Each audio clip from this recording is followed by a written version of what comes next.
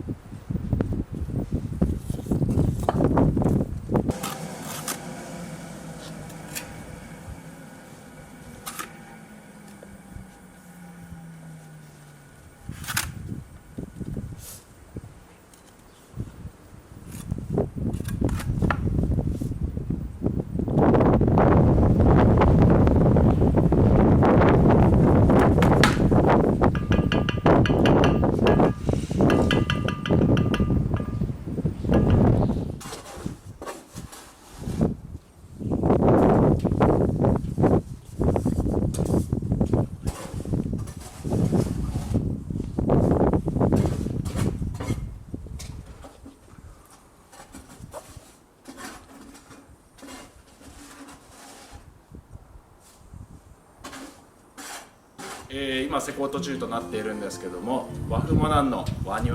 モダンですね、和風モダンのお庭を作っていきます。結構石を多く使った庭になるので、そしてかなり凝った作りになっていきますので、ぜひ、YouTube 動画を楽しみにしていてください。